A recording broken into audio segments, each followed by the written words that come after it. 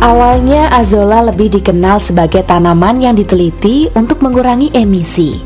Namun, Supartoto punya pemikiran lain. Melalui penelitian riset institusional atau RISIN pada 2012 hingga 2014, Supartoto dan tim mengelaborasi bahan lokal dan akhirnya menemukan potensi azolla. Kami membutuhkan teknologi yang bisa kita sebarkan ke masyarakat, dan dalam hal ini kami mengembangkan azolla microphylla. Azolla microphylla kami kembangkan karena ini sangat potensial untuk substitusi pakan maupun untuk sebagai bahan pupuk untuk tanaman. Azolla ini kami pilih karena mempunyai kandungan protein tinggi, yaitu 23,28%, dan azolla ini merupakan tanaman air yang harus tumbuh di air, dan tanaman ini punya keistimewaan adalah dia bersimbiosis dengan Anabaeina azolae yang ada di rongga daunnya sehingga mampu mengikat nitrogen dari udara. Hal ini menyebabkan kandungan proteinnya tinggi. Hasil uji kami, azolla ini sangat disukai unggas maupun ikan dan hampir semua ternak menyukainya. Ini sudah kami aplikasikan di masyarakat melalui KKN, termasuk di Desa Sunyalangu ini yang mengembangkan entok, kemudian di Brebes di peternak bebek di sana ternyata juga diterima. Artinya teknologi ini memang dibutuhkan masyarakat. Di Merenek pada peternak ikan gerameh juga teknologi ini diterima. Kaji terap pemberian azolla microphylla sebagai bahan hijauan pakan itik memiliki beberapa tujuan. Di antaranya, mengkaji pengaruh penerapan pemberian azolla microphylla di tingkat peternak itik terhadap produktivitas dan kualitas telur itik. Mengkaji respon peternak terhadap pemanfaatan azolla microphylla sebagai hijauan pada ransum pakan itik.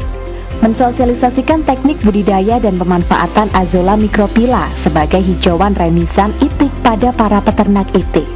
Manfaat dari kaji terap pemberian azolla microphylla sebagai bahan hijauan pakan itik, yaitu petani dapat mengenal azolla microphylla sebagai bahan substitusi hijauan pakan itik yang mudah dibudidayakan. Petani mendapatkan bahan pengganti hijauan pakan itik yang murah serta dapat diproduksi sendiri. Manfaat lainnya adalah meningkatnya kualitas telur dan efisiensi usaha ternak itik. Serta pemerintah kabupaten mendapatkan paket teknologi murah yang dapat diterapkan untuk pengentasan kemiskinan dan peningkatan pendapatan masyarakat, khususnya peternak itik. Berdasarkan penelitian yang sempat dilakukan, dapat diambil kesimpulan bahwa pemberian azolla microphylla pada itik petelur sebanyak 100 gram per hari per ekor ternyata berpengaruh terhadap produksi telur harian atau hen day production dan produksi telur total per kandang atau hen house production, tebal kerabang, indeks telur, warna kuning telur, serta tidak berpengaruh terhadap bobot itik telur maupun indeks kuning telur, bobot kuning telur, bobot albumen, presentasi albumen, serta viskositas albumen. Rata-rata produksi telur itik yang diberi azolla microphylla naik dari 49,10% menjadi 71,35% setelah diberi azolla, atau naik sebanyak 45,35%. Dan tingkat warna kuning telur juga naik dari skala 6,84 menjadi 10,13 setelah diberi azolla. Peternak pun mengakui bahwa pemberian azolla pada itik memberikan beberapa keuntungan, seperti peningkatan produksi telur, peningkatan kualitas warna kuning telur, dan ada efisiensi pangan. Namun demikian, ternyata pernyataan mereka belum diikuti peternak untuk menginvestasikan dana atau membiayai untuk budidaya azolla, tetapi menunggu bantuan pihak eksternal. Teknik budidaya azolla microphylla pun cukup mudah diadopsi oleh peternak itik Kelurahan Gandasuli dengan kondisi pendukung bahan pupuk azolla, yaitu berupa kompos limbah kandang itik, tersedia sangat melimpah. Hasil penelitian ini pun cukup prospektif untuk disebarkan kepada kelompok peternak itik lain. Namun melihat sikap peternak di Gandasuli, tampaknya perlu pendampingan dari dinas atau instansi terkait. Peternak itik sangat mengharapkan adanya alternatif sumber protein itik yang mudah diperoleh serta harganya terjangkau. ternyata bebek yang menggunakan pakan Azolla microphylla berpengaruh pada kuning telur. Kuning telurnya lebih oranye, maka dari itu pelanggan-pelanggan kami telur asin yang sudah biasa mengkonsumsi produksi telur asin saya, dia akan memilih yang menggunakan pakan Azolla microphylla. Pertanian terpadu berbasis Azolla, teknologi kerakyatan untuk pengentasan kemiskinan.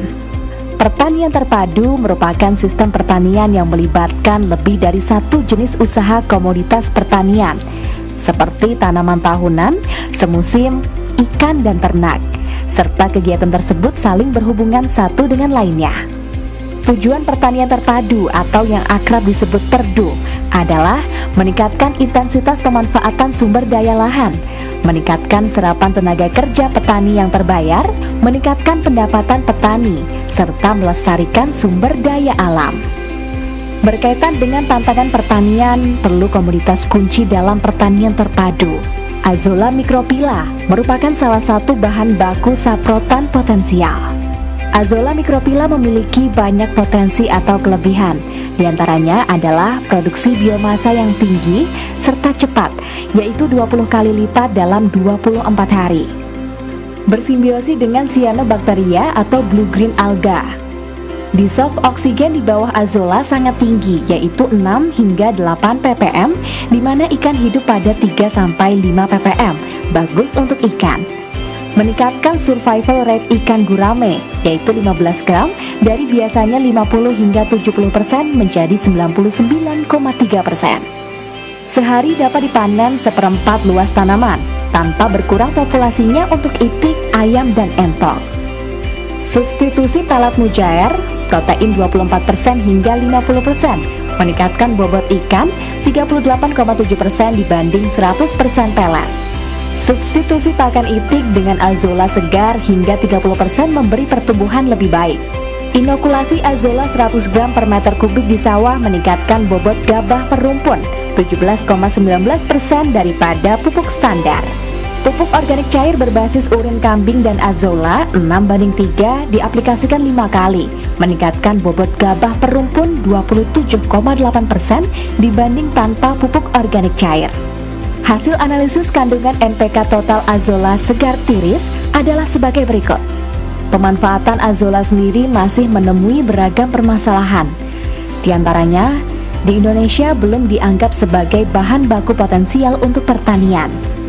Budidayanya belum dikuasai dengan baik oleh petani, dan bahkan belum ada yang membudidayakan secara serius, sehingga kesulitan stok.